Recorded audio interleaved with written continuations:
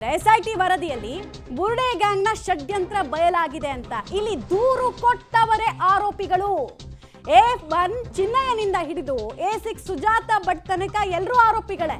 ಎಲ್ಲರೂ ನನಗೆ ಅನ್ಯಾಯ ಆಗಿದೆ, ಸಮಾಜದವರು ನನಗೆ ದಯೆ ತೋರಿಸ್ಬೇಕು, ನನಗೆ ಪ್ರೊಟೆಕ್ಷನ್ ಬೇಕು, ನನಗೆ ನಿಮ್ಮ ಕನಿಕರ ಬೇಕು ಅಂತ ಅಂತಿದ್ದವರೇ ಕಳ್ಳರು. ಕಳ್ಳರ ಗ್ಯಾಂಗ್ನ ಮುಖವಾಡವನ್ನ ಬಯಲು ಮಾಡುವಂತಹ ಸಮಯ ಎಸ್ಐಟಿ ತಗೊಳ್ತು. ಮುಖವಾಡ ಬಯಲಾಗೋದಕ್ಕೆ ಬಹಳ ದಿನ ಬೇಕಾಗಲಿಲ್ಲ. ಜಸ್ಟ್ ಒಂದು 30ರಿಂದ 35 ದಿನಗಳಲ್ಲಿ ಆರೋಪಿಗಳ ಪಾತ್ರ ಏನು ಅನ್ನೋದನ್ನ ವಿತ್ ಪ್ರೂಫ್ ಎಸ್ಐಟಿ ತನಿಖೆಯಲ್ಲಿ ಬಯಲಿಗೆಳೆದಿದೆ. ಯಾರು ನಾವು ಧರ್ಮಸ್ಥಳದವರಿಗೆ ಕೆಡ್ಡ ತೋಡ್ತೀವಿ ಅಂತ ಬಂದ್ರೋ ಅವರು ತೋಡಿದ ಗುಂಡಿಯಲ್ಲಿ ಅವರೇ ಬಿದ್ದಿದ್ದಾರೆ. ಮತ್ತು ನಾವಾಗಲೇ ಒಂದು ಪಾಯಿಂಟನ್ನು ಮೆನ್ಷನ್ ಮಾಡ್ತಿದ್ವಿ, ಇವ್ರು ಯಾರು ಬೇರೆ ಕಡೆಯವರಲ್ಲ, ಎಲ್ಲ ಧರ್ಮಸ್ಥಳ ಪರಿಸರದಲ್ಲಿ ಇದ್ದವರೇ. ಅದನ್ನು ಹೇಳ್ತೀವಿ ನಾವು. ಅದಕ್ಕಿಂತ ಮುಂಚೆ ಏನೇನು ಸೆಕ್ಷನ್ಸ್ ಅಡಿಯಲ್ಲಿ ಅವರ ಮೇಲೆ ಕೇಸ್ ಆಗಿದೆ ಹೇಳಬೇಕಲ್ವಾ? ಅಪರಾಧಿಕ ಬೆದರಿಕೆ BNS 211A ಅಪರಾಧಿಕ ಬೆದರಿಕೆ, ಇದು ಬುರ್ಡೆ ಗ್ಯಾಂಗ್ ವಿರುದ್ಧ ದಾಖಲಿಸಿರುವಂತಹ ಸೆಕ್ಷನ್ಗಳು. BNS 230 ಉದ್ದೇಶಪೂರ್ವಕವಾಗಿ ನಿರ್ಬಂಧ. ಈ ಸೆಕ್ಷನ್ಗಳೆಲ್ಲ ಯಾಕೆ ಅಂತ ಅಂದರೆ ಇವ್ರು ಏನೇನು ಕೃತ್ಯಗಳನ್ನು ಮಾಡಿದ್ದಾರೆ, ಯಾವ ಕ್ರೈಮ್ ವ್ಯಾಪ್ತಿಯಲ್ಲಿ ಬರುತ್ತೆ ಅಂತ. BNS 231 ಒಬ್ಬ ವ್ಯಕ್ತಿಯನ್ನ ನಿಯಂತ್ರಿತ ಸ್ಥಳದಲ್ಲಿಡೋದು.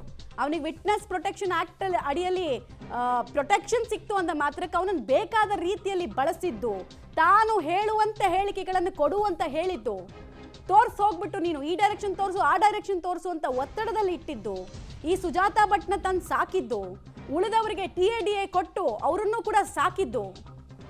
BNS 229 ಒಬ್ಬ ವ್ಯಕ್ತಿಗೆ ಅವನ ಇಚ್ಛೆಗೆ ವಿರುದ್ಧವಾಗಿ ಬಲ ಪ್ರಯೋಗ. ಚಿನ್ನಯ್ಯ ಹೇಳ್ಕೊಂಡಿದ್ದಾನೆ ಪೊಲೀಸರ ಹತ್ರ, ನನಗೆ ಹೊಡೆದಿದ್ದಾರೆ, ನನಗೆ ಹೊಡೆದು ಬೆದರಿಸಿ ಇಲ್ಲಿ ತೋರಿಸ್ಬೇಕು ನೀನು ಅಂತ ಹೆದರಿಸಿದ್ದಾರೆ ಅಂತ ಹೇಳ್ಕೊಂಡಿದ್ದಾನೆ. ಸೊ ಆ ಸೆಕ್ಷನ್ಗಳು ಕೂಡ ದಾಖಲಾಗಿದೆ. ಅಕ್ಯೂಸ್ಡ್ಗಳ ವಿರುದ್ಧ ದಾಖಲಾಗಿರುವ ಸೆಕ್ಷನ್ಗಳು, ಅದರ ತೀವ್ರತೆ, ಅದರ ಮೀನಿಂಗ್ ಏನು ಅನ್ನೋದನ್ನ ಕೂಡ ಹೇಳ್ತಾ ಇದ್ದೀವಿ. BNS 227 ಶಾರೀರಿಕ ಹಾನಿ ಮಾಡುವಂತಹ ಉದ್ದೇಶ, ಈ ಸೆಕ್ಷನ್ ಅನ್ನು ಕೂಡ ಇನ್ಕ್ಲೂಡ್ ಮಾಡಲಾಗಿದೆ. ಅಪರಾಧಿಕ ಬಲ ಬಳಕೆ, ಇಲ್ಲಿ ಎಲ್ಲಾ ರೀತಿಯಾಗಿ ಪವರ್ಗಳನ್ನು ಬಳಸಿದ್ದಾರೆ. ಆಮೇಲೆ ಯಾವನೋ ಒಬ್ಬ ಬಂದು ಹೇಳ್ದ ಅಂದ ಮಾತ್ರಕ್ಕೆ ಸರ್ಕಾರ ಅಲುಗಾಡ್ತು. ಸರ್ಕಾರ ಇಮಿಡಿಯೇಟ್ ಆಗಿ ಸಂಡೇ ಆಗಿದ್ರು ಕೂಡ SIT ರಚನೆ ಆಗಿದೆ ಅಂತ ಅವತ್ತು ಆದೇಶವನ್ನು ಹೊರಡಿಸಿದ್ರು. ನಮಗಿನ್ನೂ ಚೆನ್ನಾಗಿ ನೆನಪಿದೆ, ನಾವೆಲ್ಲ ಆಫೀಸಲ್ಲಿ ಇದ್ವಿ. ಸಂಡೇ ಆದೇಶ ಹೊರಡಿಸಿದ ಸರ್ಕಾರ ಅಂತ ನಮಗೆ ಆಶ್ಚರ್ಯ ಆಗಿತ್ತು. BNS 240 ದಬ್ಬಾಳಿಕೆ ಮೂಲಕ ಬೆದರಿಸೋದು, ಈ ಸೆಕ್ಷನ್ಗಳನ್ನು ಇನ್ಕ್ಲೂಡ್ ಮಾಡಲಾಗಿದೆ. ಸೆಕ್ಷನ್ಗಳ ತೀವ್ರತೆ, ಒಂದೊಂದು ಸೆಕ್ಷನ್ನಲ್ಲಿ ಸಾಬೀತಾಯಿತು ಅಂದರೆ, ಇವ್ರ ಮೇಲಿರುವಂತಹ ಆರೋಪಗಳು ಸಾಬೀತಾಯಿತು ಅಂದರೆ ಮಿನಿಮಮ್ 10 ವರ್ಷ ಒಳಗೆ ಹೋಗ್ತಾರೆ ಅನ್ನೋ ನಿರೀಕ್ಷೆ ನಮ್ಮದು.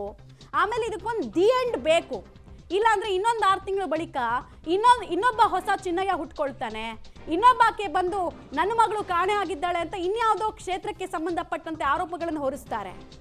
ಈ ಸಲ ಈ ಷಡ್ಯಂತ್ರಕಾರರಿಗೆ ಕೊಡುವ ಪೆಟ್ಟು ಉಳಿದವರಿಗೆ ಪಾಠವಾಗಬೇಕು ಅನ್ನೋದು ಜನಾಪೇಕ್ಷೆ. ಯಾಕೆ ಅಂದರೆ ಈ ಪರಿಸರದಲ್ಲಿ, ಧರ್ಮಸ್ಥಳ ಪರಿಸರದಲ್ಲಿ ಇಷ್ಟೂ ಜನಕ್ಕೆ ಧರ್ಮಸ್ಥಳದ ಮೇಲೆ ಕಣ್ಣಿತ್ತು, ಅಲ್ಲಿ ಬರುವಂತಹ ಆದಾಯ, ಜನ ಕೊಡುವ ರೆಸ್ಪೆಕ್ಟು, ಅದೆಲ್ಲ ನಮಗೆ ಬೇಕು ಅನ್ನೋದು ಈ ತಂಡದ ಒನ್ಲೈನ್ ಅಜೆಂಡಾ ಆಗಿತ್ತು. ಡೀಟೇಲ್ಸ್ ಕೊಡ್ತಾರೆ ಮುರಳಿ. ಈಗ ಹಾಕಿರುವಂತಹ ಅಷ್ಟೂ ಸೆಕ್ಷನ್ಗಳನ್ನು ಗಮನಿಸ್ತಾ ಇದ್ವಿ. ಯಾವ ಸೆಕ್ಷನ್ನಲ್ಲಿ ಕನ್ವಿಕ್ಷನ್ ಆದರೆ ಮ್ಯಾಕ್ಸಿಮಮ್ ಸೆಂಟೆನ್ಸ್ ಸಿಗುತ್ತೆ ಅಂತ ಏನೇನು ಹೇಳುತ್ತೆ ಈ ಸೆಕ್ಷನ್ಸು, ಮತ್ತು ಉಳಿದ ಆರೋಪಿಗಳನ್ನು ಅದರ್ಸನ್ನು ಅಂದರೆ ಯಾರ್ಯಾರು ಯೂಟ್ಯೂಬ್ಗಳ ಮೂಲಕ ಎಷ್ಟೆಷ್ಟು ಷಡ್ಯಂತ್ರ ಮಾಡೋಕ್ಕಾಗುತ್ತೋ ಅಷ್ಟೆಲ್ಲ ಈಗ ಡಿಲೀಟ್ ಮಾಡಿಬಿಟ್ಟಿದ್ದಾರೆ. ಅವ್ರದ್ದೆಲ್ಲ ಕತೆ ಏನು? ಡಿಲೀಟ್ ಮಾಡಿದ ತಕ್ಷಣ ಅವ್ರು ಸೇಫ್ ಆಗಿಬಿಡ್ತಾರಾ? ಅಂದರೆ ಮಮತಾ, ಇದುವರೆಗೂ ಈಗ ಸೆಕ್ಷನ್ಗಳೇನಿದ್ದಾವೆ ಆ ಸೆಕ್ಷನ್ಗಳಲ್ಲಿ ಪ್ರಮುಖವಾಗಿ 2 ಸೆಕ್ಷನ್ಗಳು, ಆ ಸೆಕ್ಷನ್ಗಳ 10 ವರ್ಷ ಜೈಲು ಶಿಕ್ಷೆಯನ್ನು ಕೊಡುವಂಥ ಒಂದು ಪ್ರಕರಣ. BNSSನಲ್ಲಿ ಈಗ ಹೊಸದಾಗಿ ಒಂದಷ್ಟು ಆ್ಯಡ್ ಆನ್ ಮಾಡ್ಕೊಂಡಿರುವಂಥದ್ದು, ಯಾವ ರೀತಿಯಲ್ಲಿ ಒಂದು ಮೋಸವನ್ನು ಮಾಡುವಂಥದ್ದು ಮತ್ತು ಅಧಿಕಾರವನ್ನು ದುರುಪಯೋಗವನ್ನು ಮಾಡ್ಕೊಳ್ಳುವಂಥದ್ದು ಮತ್ತು ಉದ್ದೇಶಪೂರ್ವಕವಾಗಿ ಒಂದನ್ನು ಟಾರ್ಗೆಟ್ ಮಾಡುವಂಥ ಕೆಲಸಗಳನ್ನು ಏನು ಮಾಡಿರ್ತಾರೆ. ಜೊತೆಗೆ ಒಬ್ಬ ವ್ಯಕ್ತಿಯನ್ನು ಆತನ ಮೇಲೆ ಹಲ್ಲೆ ನಡೆಸಿ ಆತನಿಗೆ ಸುಳ್ಳನ್ನು ಹೇಳು ಅಥವಾ ಒಬ್ಬರ ವಿರುದ್ಧ ಅಪಪ್ರಚಾರವನ್ನು ಮಾಡು ಅಂತ ಹೇಳಿ ಒಂದು ಒತ್ತಾಯವನ್ನು ಹೇರ್ತಾರೆ. ಅದಕ್ಕೆ ಸಂಬಂಧಪಟ್ಟ ಈಗ ಸೆಕ್ಷನ್ಗಳ ಅಡಿಯಲ್ಲಿ ಈಗ ಒಂದು ವರದಿಯನ್ನು ಸಲ್ಲಿಕೆಯನ್ನು ಮಾಡಿರುವಂಥದ್ದು. ಕೇವಲ ಈಗ ಎಲ್ಲರ ಪ್ರಶ್ನೆಯೂ ಕೂಡ ಇರುವಂಥದ್ದು ಅದೇ.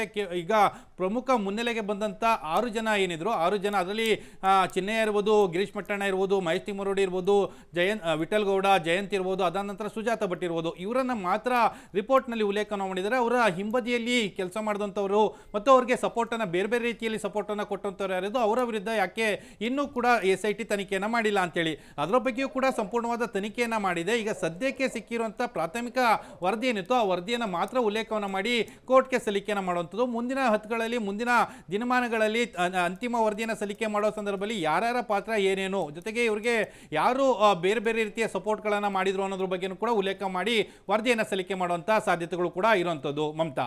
ರೈಟ್, ಧನ್ಯವಾದ ಮುರಳಿ ತಮ್ಮೆಲ್ಲ ಮಾಹಿತಿಗಾಗಿ. ಇನ್ನೊಬ್ಬರಿಗೆ ನಾವು ಹೆಗಲು ಕೊಡ್ತೀವಿ ಬಂದೂಕ್ ಇಡೋದಕ್ಕೆ ಅಂದರೆ ನಾಳೆ ಅವರನ್ನು ಕೂಡ ಆರೋಪಿಗಳನ್ನಾಗೇ ಮಾಡ್ತಾರೆ. ಈ ಗ್ಯಾಂಗ್ ಯಾವುದಕ್ಕೂ ಹೆಸಲ್ಲ. ಇವ್ರ ಕೆಪಾಸಿಟಿ ಎಕ್ಸ್ಟ್ರೀಮ್ ಆಗಿ ನಮ್ಮ ಆಲೋಚನಾ ಲಹರಿಗಿಂತ ಮುಂದೆ ಇದೆ ಅಂತ ಅನ್ಸುತ್ತೆ.